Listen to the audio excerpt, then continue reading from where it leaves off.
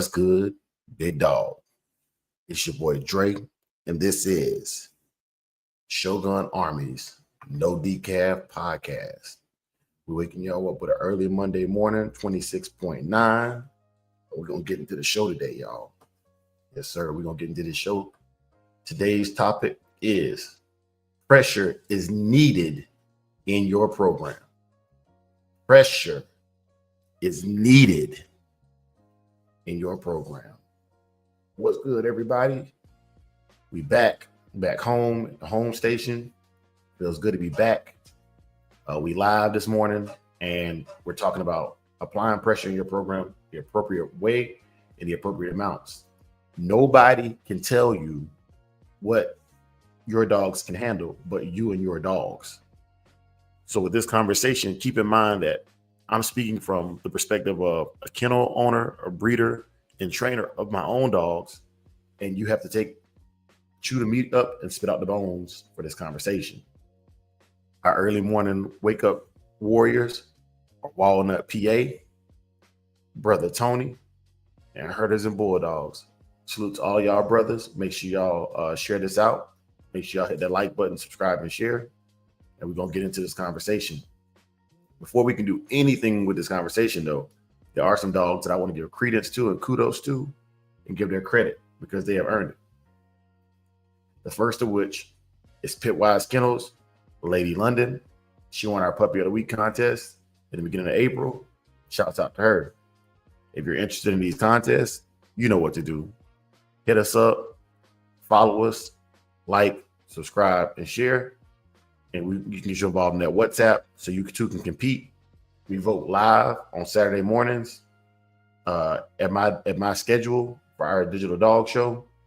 And your dog could be just like Lady London and be featured as our dog of the week or dog of the month respective. Also, dog of the month is Garner's Broly. Garner's Broly took it over 18 other males and females of the adult class. Same thing. They have their own WhatsApp for the adult dogs to compete in. If you're interested, we do it on WhatsApp. And I'm going to be opening it up to Facebook. I'm going to be opening up a Facebook group as well to compete because now that we're not doing the video contest as much, I think you should be able to enter through via Facebook. Instagram, maybe, but I don't want to be having to jump back around through a whole bunch of things. So I'll be creating a group. If as long as I can create a group, I can do it on as many social media platforms as possible. But just make sure that on those social media platforms that it's the group. Don't send me no individuals. If you send me an individual, I'm just going to like it and keep it moving. It needs to be in the group chat so everybody knows that you entered the dog in time. Ain't no fugaziness, none of that stuff. If you can't understand that, then you just won't compete. But yeah, so as I learn how to utilize the social media to its maximum effect, we will be creating groups on there as well. The groups will be locked. So if you want to join that group, you will have to request access. I don't want to have bots and people in there just trying to cause discord. We've seen it enough times that we just don't want to do that. Okay. But shouts out to Lady London and Garner's Broly for their phenomenal contributions to the digital dog show and to the Pitbull community as a whole. Coming up in May, on May 23rd, 2026, the Howard Heinzel Memorial Trapper Days Dog Show in Taylor, Arizona, being judged by Mr. Brandon Phillips, the owner of Grit and Steel Dog Collars. I'm certain that he'll have some deals going on out there.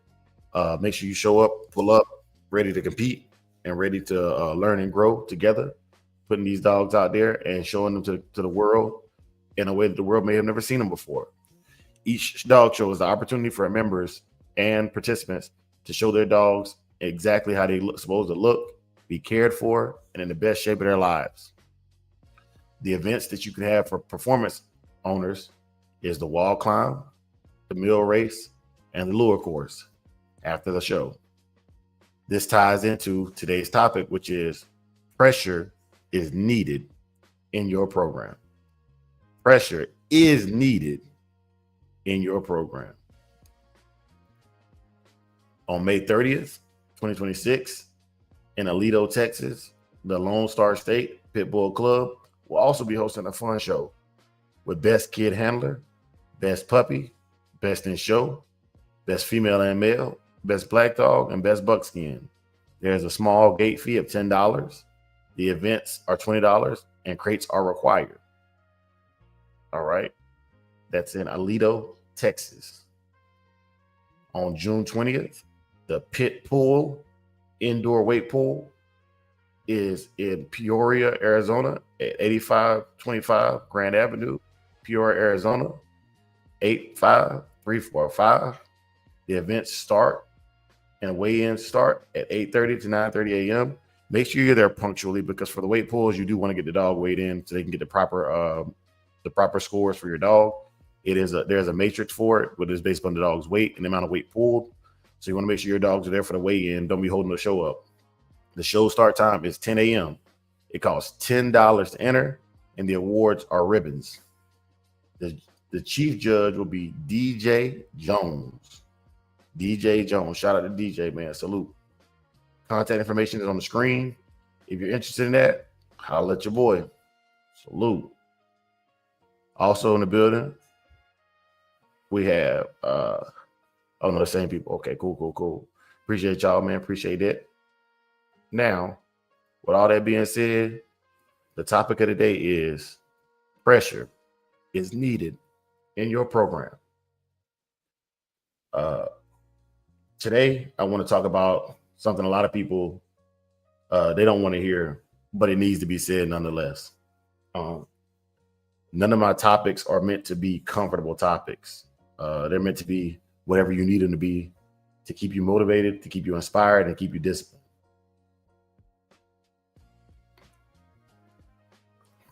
My quote of the day: your dog will never rise above the level of pressure you're willing to apply. Your dog will never rise above the level of pressure that you are willing to apply. And I'm not talking about abuse. I'm not talking about breaking a dog down. That's not what we're talking about, yo. And we're going to cover that as well. This is something that's done incrementally. You wouldn't go out and run a marathon if you haven't been running your whole life, right? And you wouldn't expect your dog to be able to handle any pressure just right off the gate. I do always caveat things with a different perspective. There are inexperienced owners that have good dogs that can pretty much handle anything they throw at them because the dog is just built like that. That's genetics, and that's winning the genetic lottery.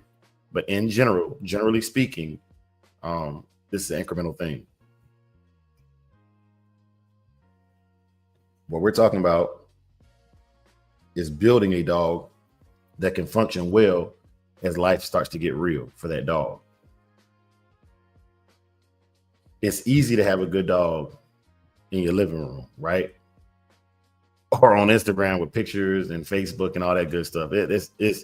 It's relatively easy to have a good looking dog. Genetics typically will cover up a lot of the flaws in the dog's looks and appearance. Even on a leash at the park, the dog can look good and pull good and do all these things, man. But what happens when there's some kind of resistance applied? What happens when the dog hits a level of insecurity that it's not used to dealing with? What happens when somebody says it's an ugly dog and they know that that's just for attention? These are all things that the dog has to be able to handle the pressure. And so do you. You have to be able to handle your pressure as well. This is where you find out what you actually have built: the bond, the dog's mental stability, and all of that together, man. Now let's define this clearly, because once again, this is not to propagate or promote animal abuse. This is to enlighten people. Lynx Dogos, what's good, big dog?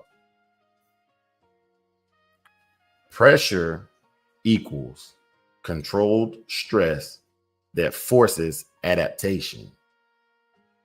Pressure equals controlled stress that forces adaptation.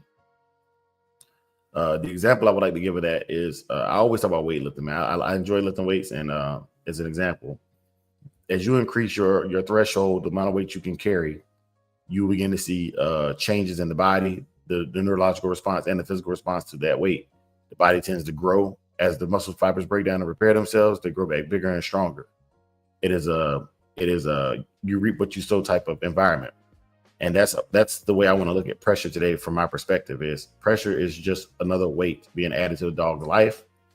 Added appropriately, it's just going to make your dog a stronger dog, a more mentally stable dog, and a more physically fit animal. This all applies to everybody. Most of my topics will not just apply to the dog, they will apply to the humans that raise the dogs. They'll apply to athletes, soldiers, and other animals that you may have. If your dog has never been challenged, that means that a dog has not learned problem solving, it hasn't learned resilience, and it hasn't learned how to push through discomfort. So when the pressure finally shows up in real life, the dogs like that tend to fold. They tend to break under the pressure, and you tend to cause long-term emotional and mental scarring of that animal. Our goal is to build better people through building better animals, and build better animals to building better people. Can't do that without some kind of pressure. The problem with dogs today is soft dog culture. We're in an era where people want gentle parenting for their dogs, zero correction, and zero stress. One of the greatest examples of this is force-free dog training. Force-free dog training works with a specific personality type or just type of dog in general. Some dogs are really predisposed to just wanting very, very light lives and easy lives. And there's nothing wrong with those dogs at all. Some of them are naturally predisposed and can handle pressure from birth just because their phenotype, genotype, and their overall genetic background. And if you have a dog like that, then this episode still can apply to you because you can always make that dog better and improve that dog. But what do you truly end up with these zero correction and zero stress dogs? You end up with dogs that panic under pressure. They can shut down easily or explode because they've never been challenged before. You didn't raise a stable dog. In this situation, you would have raised a fragile dog. My greatest fear for a fragile dog is a dog that tends to react. And the worst reaction that I think you can get from a dog is for it to be unduly human aggressive or cause serious, severe injury to human beings simply due to the fact that the dog was reactive to a stimuli in the environment.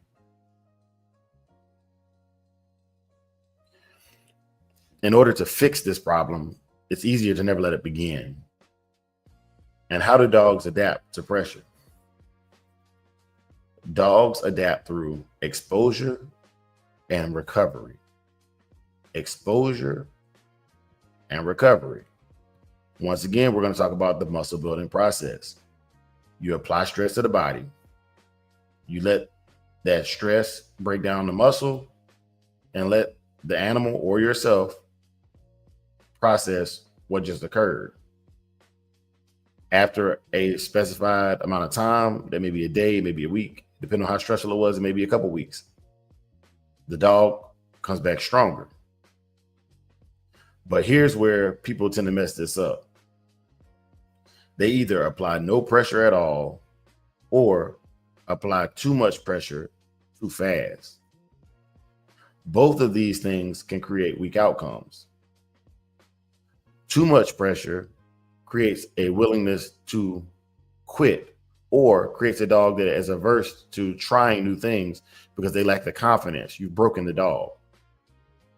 Not enough pressure creates a dog that sees no reason to push into the resistance, whether that be pulling weights, climbing a wall, doing basic training, hunting a hog, or any other activity that requires the dog to be mentally engaged. The dog can just check out. It's like, I don't have to do this. This is not for me. Park and finish was good, big dog. The best example I can give you that could put a dog's life in jeopardy, but also shows a grand amount of resilience, is the wild boar example. This is a conceptual example because I do not personally hunt wild boar, I have a lot of friends to do, and I'm using anecdotal and secondhand evidence for this information. But let's address this example. You want a dog that can handle a wild boar. This is serious work, and it's not just a backyard test. I see catch pens all the time. The dog is doing well on that pig in a pen. That pig is scared. That pig is cornered. That pig is already bayed. That pig is typically raised domestically. So the level of survival that a wild boar might naturally have from surviving natural predators may not be there, which means that the pig in the pen may not put up the same intensity level as a wild boar. It's just a simple example. These catch pens are a simple test to see if the dog will at least engage the prey, right? Engage the prey, take hold, and stay there. A real wild boar is fast, aggressive, armed with tusks, and capable of unaliving your animal. Let's just be real. Like typically in a catch pen, the chances of you losing a dog are quite low. But to caveat the episode, it's still a level of pressure. The hog in the pen can thrash around. It can do several things. It could throw the dog off its A game, and it could show you some of the things you need to see in your animal. However, overarchingly speaking, we want to make sure that the dog is getting built up so that eventually it can handle going through the bush, being exhausted, and still doing what it needs to do in the wild. How do you build a dog that doesn't panic under that level of pressure? You do not start with a board. You build layers. Stage one in any activity I get into, so this is stage one. Always expose the dog to new environments. If I want the dog to do work indoors and outdoors, I'm going to show the dog inside the house, inside stores, patios, grassy areas, covered areas, and some more. Just different environments that the dog can go out and get used to the feel of tile floors underneath his feet, grass, dirt, rocks, hot surface, or not hot enough to burn the dog, but warmer surfaces, cooler surfaces, snow. I want the dog to experience a menagerie of different environments, so the dog never worries about its footing or its placement in an environment where it's just unfamiliar. That's going to create uncertainty and could cause the dog to have less than optimum training experience. Train in uneven terrain. I also bring out loud noises. I've told you before, I'll take 2x4s and smack them together. Those 2x4s being smacked together simulate, gunfire or just loud noises in general. Desensitizing the dog to those extreme situations where noise pollution is a threat. And then unpredictable movements. Teaching the dog how to adapt to changing environments and movements is extremely important to me as well. The goal is that the dog learns I do not shut down when things get weird. The dog will stay engaged. The dog will continue to work through whatever it is you want the dog to work through. It is an extremely balanced animal that is very confident in any environment. And that's the goal for stage one. For stage two, you want to bring in the opposition, and you want to teach the dog how to intensify based upon the level of opposition. I start off by using tug work, spring pole, flirt pole, things of that nature, tug of war. These are things that I can kind of help control with the dog. They're fun for the dog to engage. It's prey drive. They allow the dog to give chase. They're super rewarding. When the dog catches the item, the dog enjoys it, right?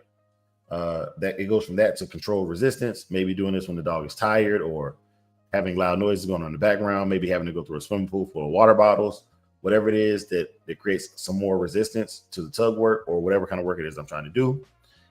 Maybe a carpet mill as opposed to a slap mill, but just giving the dog a well-rounded experience with some resistance. And then you want to teach the dog to lean into that resistance and apply more pressure to turn off the fear or anxiety. A lot of times you'll see me do this on my bite work. Once again, I have the sleeve on. The dog is biting on the sleeve. I take my hand, put it on the back of the dog's head, and push it into the sleeve. When the dog grips harder or bites down harder on my sleeve, I relieve the pressure by removing my hand from the back of the dog's head. And the dog realized that, hey, when there's pressure applied, if I just bite a little harder, if I just go a little bit harder, eventually that pressure will turn off. This teaches the dog that it can control the environment with his bite, but also with his bark. When a dog can't reach his target, I'll do what's called a walk-in, where the dog is barking at me, or the decoy. Every time the dog barks, the decoy or the toy gets closer. I bring the toy closer to the dog. The dog realizes that, hey, I can stimulate engagement by barking out loud and calling out the engagement for the whatever prey it is or whatever item it is that I'm trying to draw into me. The goal is the dog learns engagement and not to retreat. In stage 3, the dog has now learned confidence and has a foundation and understands the situation, the controlled resistance, controlled opposition. Now you want to add in environmental stress.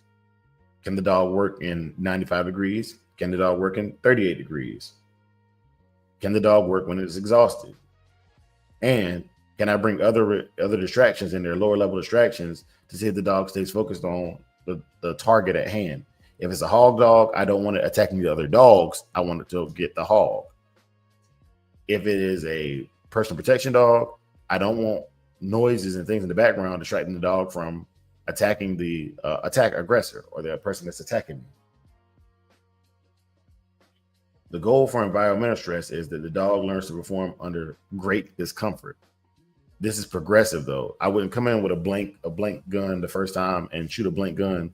I might come in, like I said, with the boards, clapping them together. Sometimes it's as simple as, like I told you with puppies, I have a treadmill running in the background just so the puppies get accustomed to acclimatize to the noise. Eventually, I let them touch the treadmill. Then I let them touch it while it's running. And then eventually, the treadmill is just another item in the room, like any other item. It doesn't create great discomfort for them anymore, and they're able to work it appropriately. Stage 4, the scent and the tracking work. Allow your dog to follow trails. See where the trail leads the dog.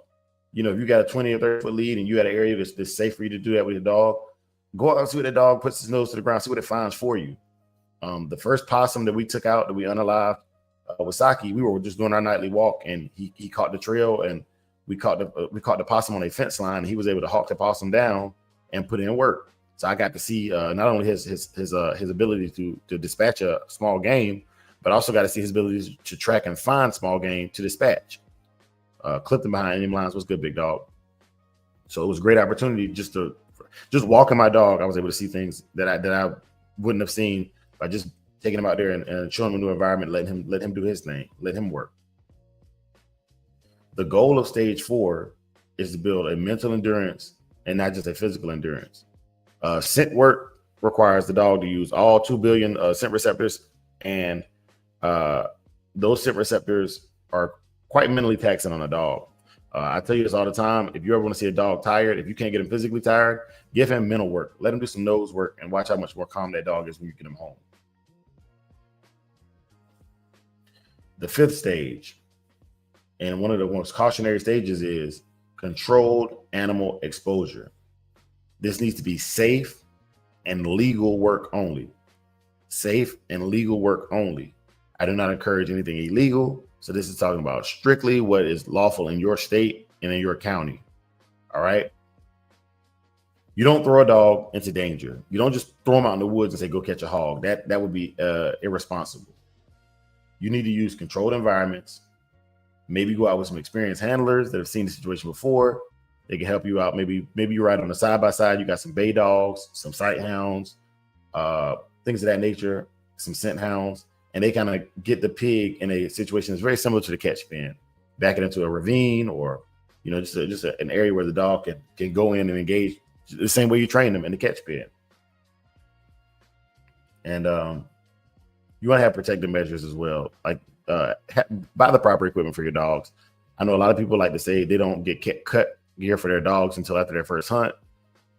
Hey, to each his own. Cut gear is not a requirement. I think it should be if you're going to do this, because these dogs are going to be exposed to razor sharp tusks and other environmental factors that could cause the dog to have injury. So I highly encourage you, if you're going to do this, do it the right way. Your dogs deserve the best you can give them. If you expect them to give you the best they can give you. The goal of stage 5 is not, can my dog survive chaos?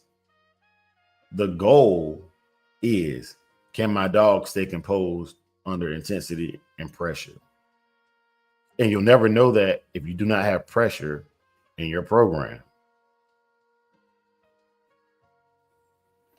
Okay, so we talked about the stages. Let's talk about what you don't want to do. Let's get to what you don't want to do first. And let's kill some bad ideas immediately. Because I'm talking about the hog hunting thing, and everybody gets excited about it. Everybody wants to be so hard, and everybody's hard until they're not. Same thing with the dog. Every dog handles pressure until it can't. All right. Throwing your dog into a dangerous situation to see what happens. Sink or swim method. It's not a great idea. All right. It's not a great idea. Letting your dog get injured for the sake of toughness. Also not a good idea. Dogs can get infections. Without having proper vet care, you do put yourself in legal danger. And also you could just lose a good dog. You know what I'm saying? You could lose a good dog for pride and ego. And then don't confuse fear with drive. Just because the dog is barking or whining, it doesn't mean it wants action. Sometimes that means it wants away from the action, and that's the last stage. Is the faux or the fake macho. Things that'll let you know he really wants action. Tail is wagging. He's actually leaning forward into whatever it is he's trying to get into. There are dogs that will bark and back up. If you've never seen it before, think about the last time you were around a Chihuahua or a small dog. It probably barked at you, and if you stomped your foot, it jumped back. It backed away. Most of them. Some of them are actually going to come forward. They actually want the smoke, but most of them are barking as a display of fake aggression. It's a fear aggression. It's not actual drive. A scared dog is not a strong dog, and a reckless hander will break that dog very easily. So those are some don't do things, right? Things that you should not be doing if you're going to get into any of these activities. It's not just the hog hunting, but I would say hog hunting is probably the most stressful one that you're going to put your dog under lawfully at this time in age. Right behind that is protection work. A good decoy can run a dog off, or can run a dog or ruin a dog for you as well. Or not a good decoy, but a decoy in general can. A good decoy is going to help you identify your dog's working threshold. Let me clarify that. But what this pressure will do, good pressure, reveals weak nerves, lack of confidence, and poor training. All of these things can be worked on and adapted. But knowing where your baseline is with your dogs is very important as well. Maybe you're a good handler, a good trainer, but the dogs aren't that great, right? So you're able to cover up some of these things when you work your dogs. But when they go to other camps, are they going to be able to handle the same levels of pressure with that other camp, with different ideologies, different practices, different ways of life, right? So as you're building better dogs, you want to make sure that you're building an all-around dog that is not just built just for you. Your dogs specifically on your yard should be built for you, but it also comes with training and conditioning to your lifestyle, right? But just the general health of the dog is the most important thing in the situation. Healthy levels of pressure in these situations will also build focus, discipline, and impulse control. Your dog is going to learn, I've been here before and I know what to do. Old school term, the schooling process, that's what the schooling process did for the dogs. Most people need to hear this next point, though. And this is the point I want to drive home with today's topic before I go any further. Most people don't need a dog that can handle a wild boar. Most people don't need a dog that will bite a human on command. Most people don't even need a dog that can win a slap mill race because their activity level doesn't align with that dog's needs. What they actually need is a dog that listens, a dog that doesn't panic in the situations that they put their dog into, and a dog that can handle real world situations effectively. But the principle is the same. If you avoid pressure, you're going to build weakness. And that's in your life or your dog's life. And that's what this is all about. The Shogun Army Neo Dogman, it's about the lessons we learn from caring for animals, the consistency, the drives, all these things we talk about in animals, they matter in your life as well. If there's no pressure in your life, go get some pressure. If you feel like you're not accomplishing enough, find you a hobby, dedicate 15 minutes a day to learning that hobby. Over the course of a week, over the course of 5 days, that is 75 minutes, an hour and 15 minutes that you've dedicated to that, right? And that's if you just do Monday through Friday. You'll get up to 105 minutes in a week, and it's just exponential. And then by the time you get a month's downtime in there, you've learned enough to be an entry level novice. Now you need to get involved in that. So that same 15 minutes you apply to learning it, now you need to apply it to getting the experience. And those increments like that, 15 minutes, 10 minutes, whatever you can afford to give, 5 minutes, as you give that time to your animals, to yourself, that applies pressure. And it's gradual, it's incremental, but like the increments they're gonna add up. And like I said, over the course of a month, you'll have hundreds of minutes and and a couple hundred hours, to get get it done just by giving up minutes a day. Right now, my goal is 15 minutes a day. If I do nothing else, even if I don't feel like doing nothing else, 15 minutes a day of either walking or push-ups or sit-ups or dips or something, just something for 15 minutes a day.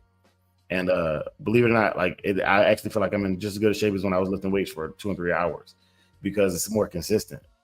I don't take as much time off. I don't take as much time to recover, but those little recoveries are important. Like I told you on last episode, recovery to me is more important than the actual workout. So with that being said, man, I want to give you all these closing thoughts on my actual notes. Today's takeaway, if nothing else, should be pressure is not punishment. Punishment has its own place, and punishment is not meant to be necessarily resilient. It can build resilience, but punishment is meant to correct a negative behavior. Pressure is meant to reinforce the dog's ability to push through the negatives that come with a behavior. Pressure is preparation, and if you love your dog, you will need that pressure to challenge it, to help develop it, and to expose it to controlled stress. Because one day, life won't be controlled. And when that moment comes, your dog will either rise to its level of training or it will collapse under pressure. There is no in between. So Shogun Army, no decaf. Remember this. Anybody can raise a dog in comfort, but not everyone can build one for reality. Anyone can start, but not everyone can stay. This has been Shogun Bros, no decaf, coffee talk in the morning. Now, y'all, that being said, I am going to put the link in here real quick. I do this. I'm making my mission at about the 30-minute mark to open it up for anybody who wants to come in. If you want to, it is your prerogative. You don't have to. Obviously, I've gotten my rocks off this morning. I've said what I need to say. My brain is awake. It is stimulated. I still got things to do before I get ready for work. It's nice to get back in there and give me a nap after this show. So I give it 2 or 3 minutes for y'all to, if you want to come in, you can. It's more than fine. But if not, I'm not going to sit here and hold you. Like I will tell anybody this, man. I'm not going to be on social media for hours, 4 or 5 hours just for watch time. That's when you start to hear lies come out and you start backtracking just because you're just tired of talking about the subject. Right now I'm fresh. I got my rocks off this morning. But I will talk about in the meantime while I wait and see if anybody wants to come on here. I'll give it a few minutes. I'll say this. My dogs right now are getting in shape for the Howard Heinzel Memorial show, right? This show right here, the Trapper Days show. This year, for those of y'all who are interested and want to know what I'm competing in, I want to go for best condition and best buckskin, judge's choice. And those are the classes I'm going to be in. So like, if you want to go head to head with Dre, I'm applying pressure to myself. I'm applying pressure to my dogs to be as healthy as we possibly can be together when we walk into that show ring. But best condition, best buckskin, and judge's choice. Those are the classes that I want my dogs in when I go to this dog show. That's where I want my dogs to be physically. That's where I want my dogs to be mentally for those. And none of those require anything other than the dog to be healthy and cared for, right? This is the dichotomy I was talking about earlier. Best condition is going to require work. Don't get it twisted, but that work is just get a dog to look good. Now, where I really want to say I'm applying pressure this year is the wall climb, the mill race, and the lure courses after the show. These are performance driven, not because the dog has to go through any real mental stress. They're all pretty fun for the dog, right? The dog enjoys doing them naturally. However, train them in the heat, train them in the cold, make sure their paws are properly cared for, make sure their pads are good and cared for, so they can handle the pressures of just working out consistently. That's important to me. Giving them their shots and make sure their body can handle the pressure of parasites trying to get into their bodies. Make sure they're properly vaccinated and wormed out. The pressures of just life in the desert. Those are things that I want my dogs exposed to prior to going to this show, because Taylor, Arizona is usually about 15 to 20 degrees cooler than it is here in Tucson. And in May in Tucson, we're probably cresting 105, 110. So when I go out there, it's 70, 75, 80 degrees maybe. And if my dogs are conditioned to super, super exaggerated temperatures, that helps them to perform at a high level. I want to say that none of these things, no topic I talk about with you do I not apply to myself. And I'm working really, really hard to get better. There is a brother that I found on Facebook as well. I would like for y'all to go check him out if you get the opportunity.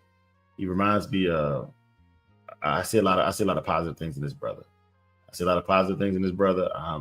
I'm ecstatic. I'm exceedingly abundantly grateful that I ran across his page. I gotta find his name, man, because he was dealing with some hecklers, but definitely want to share this with y'all, because he does training too, and I think he does it at a high level.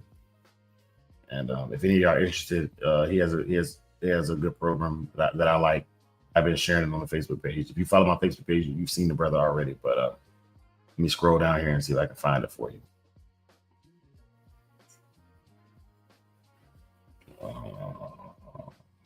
Okay, it's Franco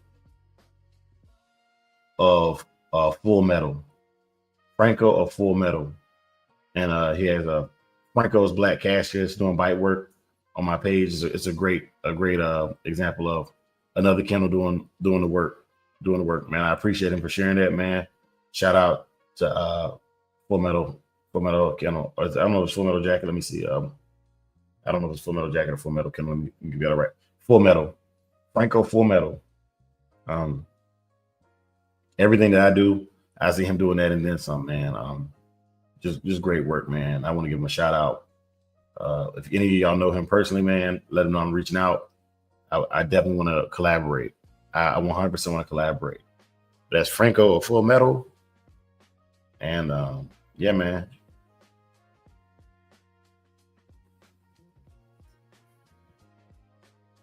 Well, y'all, that's going to do it for today. Y'all know how I like to end the show. So I'm going to get on here. I'm going to end this show. I'm going to go inside. I'm going to get me some more sleep. Give me another 30-minute nap before I got to get up and roll to work. And I just want to say, man, I appreciate all y'all, man. Thank y'all for what y'all do for the dog community. Shogun Army or nothing. Shogun Army or nothing. Here we go. May the Lord watch between you and me while we are absent one from another. Amen. For the love of the dogs, for the love of the game, peace.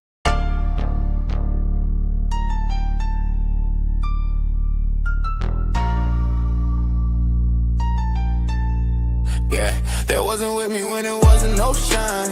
Now they pop up like, bro, we aligned. Lie on my name, let the rumors ride.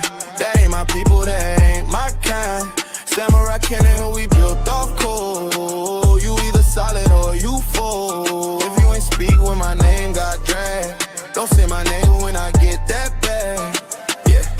was cool when the door stayed open. Soon as it closed, they started joking. Smiling at pics, talking behind back. Same one triching off the contacts. Use my name for their little clout runs. Then play dumb when the truth come. Spread fake stories, half-ass facts. Now it's quiet when I double back. I don't argue, I let time talk. Same dudes broke while I still walk. Same lane, same code, no disguise. You showed your hand, I read them lies. Wasn't with me when it wasn't no shine. Now they pop up like, bro, we